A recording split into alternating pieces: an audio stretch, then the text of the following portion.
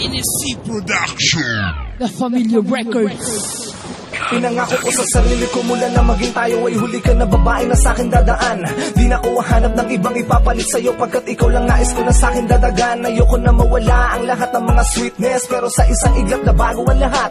Nagkaroon ng lamat at tiwala, lagi kang tamang inala. Iniba mo ang magandang pamagat. Di ko lang alam kung saan ba to nagsimula at paano ang lahat ay naganap sa di mapaliwanag na pangyayari at eksena. Inisip ko ng buong gabi, walang kainan hanggang magliwanag na ang lahat-lahat sa akin. Ang bintangan lamang ang lahat ang dahilan upang tuluyan na magiwalay.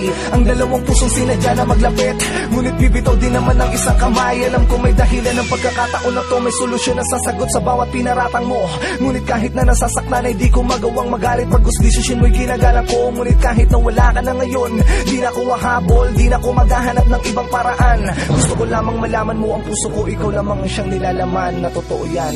Bakit ba ganito ang damdamin mong hindi ko maunawaan? Hindi ko malaman anong kasalanan ko na nagawa sa'yo.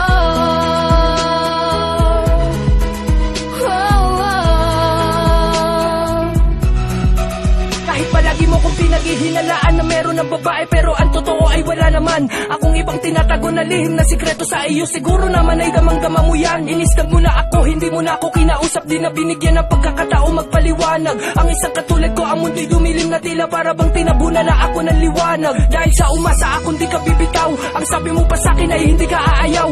Bakit bigla nagbago ang ihip ng hangin, ang init ng pag-ibig natin ngayon naging maginaw? Alam mo bang hindi ako lumingon sa iba para mapadama ko sa'yo na mahal kita, pero hindi ka naniwala sa'kin, kaya ang relasyon natin dalawa ay pinakawala mo na. Kahit masakit para sa'kin, alam mo ba yon? Makita lang kita masaya sa iyong desisyon. Hindi nakita ginambala, di nakita kinulit. Pinutol ko lahat ng ating mga koleksyon na pwede mag-ugnay sa ating dalawa. Kahit nahihirapan na ako ay sadyang di ko pa rin magawang talikuran ng isang katulad mo. Dahil alam mo ba sa puso ko, ikaw lang ang nag-iisang pinakamahalaga. Bakit ba ganito ang damdamin mong hindi ko maunawaan? Hindi ko malaman anong kasalanan ko na nagawa Pwede ba na kahit ngayon lang pakisagot? Katanungan na sa isip ay bumabagabag. Kahit inihis ay hinahabol ng puot, natatakot ang dibdib ko ay dinadagapag na alala ang mga bagay na saya na nagdaan. Ngunit nabura lahat ng pinili mong ako'y iwanan, at basta na lamang babayaan sa lapag kung saan ang aking pag-ibig ay pilit inaahon sa sakit na dinulot na biglaan mong pag-alis. Oo, tanggap ko naman, pero mas tanggap ko ang lahat kung sa puso mo ay di pa rin ako naalis. Nakakapanabik pa rin ang mga yakap mo, hanggang ngayon aking nadarama at iyong mga halik pa rin ang hinahanap ko. Di ko maibaling sa iba ang pagmamahal na sa iyo lang tinoon. Tama nga sila hanggat nandito ay yakapin, kasi kapag nawala yan iyong hahanapin. Gaya ng mga nagaganap sa akin ngayon. Bakit ba ganon? Bakit ganito? Iniwan mo ko nang di ko alam ang dahilan. Bakit ba ganon? Bakit ganito? Kapag nagmamahal ay kailangan masaktan. Pakisagot naman. Bakit ba ganito ang damdamin mong hindi ko maunawaan? Hindi ko malaman anong kasalanan ko na nagawa Di ko pinakala, di ka naniwala, walang tiwala, kaya nawala. Di ko pinagpala, puro kahinala, kahit walang sala, kaya nawala. Natin dalawa ay paghihiwalay. Ito ba ang matagal mo nang hinihintay?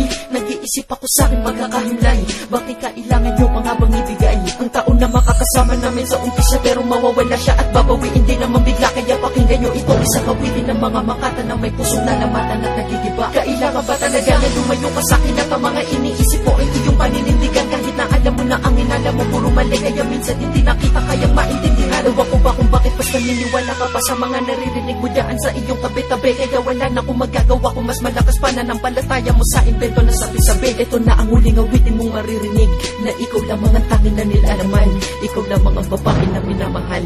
Ikaw na ang panghuli ko at alam mo yan. Tandaan mo yan. Bakit ba ganito ang damdamin